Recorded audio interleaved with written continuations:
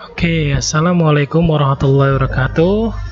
Berjumpa lagi di mata kuliah etika profesi di pertemuan kedua part 3. Oke, pada pembahasan kali ini kita akan membahas tentang substudi etika menurut corak kajiannya. Ada terbagi 4. Yang pertama etika normatif, etika deskriptif, etika metaetika, etika terapan. Oke, kita nanti akan membahas satu persatu. Kita mulai dari etika deskriptif. Etika deskriptif adalah kajian etika yang mencoba menyelidiki moralitas secara empiris dan faktual, seperti yang terdapat dalam kepercayaan, kebiasaan, prinsip, praktek hidup masyarakat yang secara aktual dan faktual menjadi pola hidup masyarakat tersebut. Oke, lanjut. Etika deskriptif mendeskripsikan moralitas sebagai adanya di dalam budaya dan tradisi masyarakat. Misalnya gini, bagaimana kaum adat Samin meyakini aturan tertentu di dalam praktek pergaulan. Bagaimana kaum adat Jawa meyakini kebaikan tertentu dan mempraktekkan dalam tradisi tuturnya. Nah, dengan demikian, kajian etika deskriptif memberikan penjelasan yang deskriptif atau menggambarkan kondisi secara faktual. Oke, itu adalah bahasan dari etika deskriptif. Kita lanjut ke etika normatif. Etika normatif sering disebut juga dengan etika teoritis. Kajian etika normatif lebih bersifat teoritis, normatif, tentang bagaimana seharusnya tindakan yang baik itu.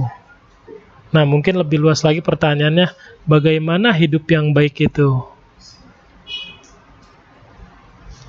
Teori-teori tersebut bervariasi, dan setiap teori saling memberikan argumen untuk menjustifikasi pandangan mereka tentang kebaikan, serta kebenaran moral bagi mereka sendiri, serta argumentasi sistematis untuk menjelaskan prinsip-prinsip kebaikan yang ada, meyakini kebenarannya. Misalnya, teori-teori bahwa manusia seharusnya hidup untuk meraih kebahagiaan, atau manusia seharusnya hidup untuk meraih kenikmatan, atau manusia seharusnya hidup untuk meraih kemuliaan, atau juga mungkin pada agama kita, manusia seharusnya hidup untuk beribadah agar bisa mendapatkan hidup di akhirat dengan mendapatkan surganya Allah Subhanahu wa taala.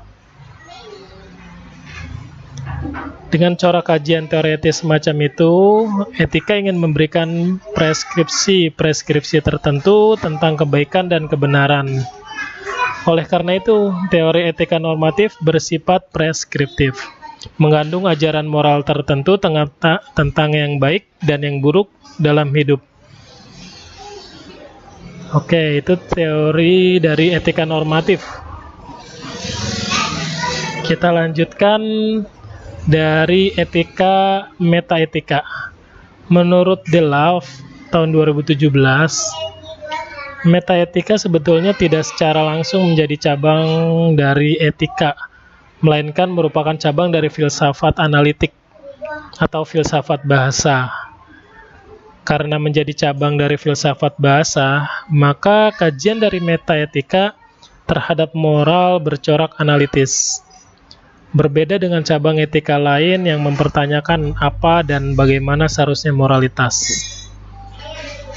Contoh, pertanyaan dalam metaetika adalah justru moral itu sendiri apa?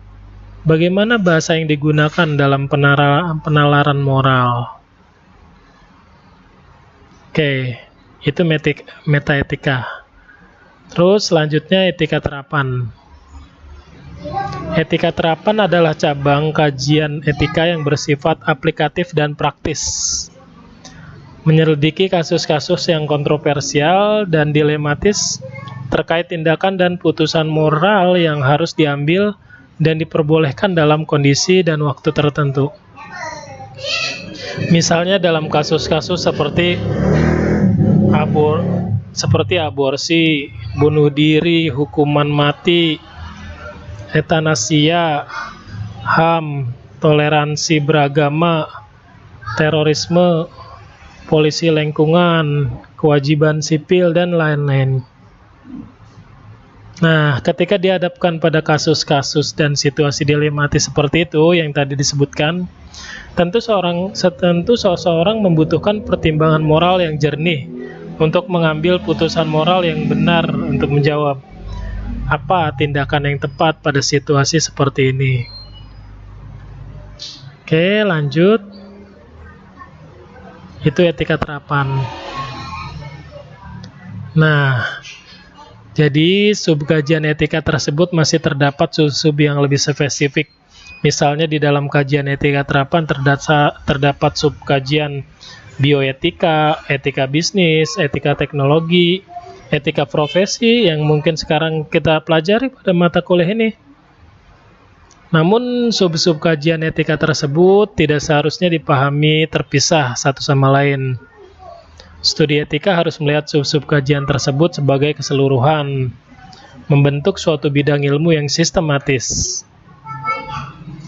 Pojman pada tahun 2012 menyatakan bahwa dalam studi etika, theory without application is sterile and useless, but action without a theoretical perspective is blind.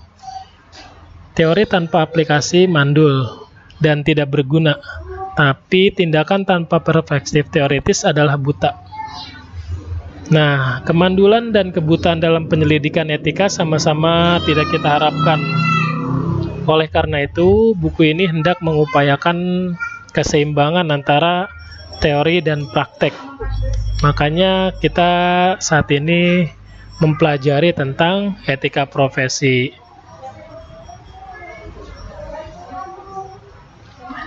Nah, kesimpulannya, etika mencakup filsafat moral teoritis dan praktis.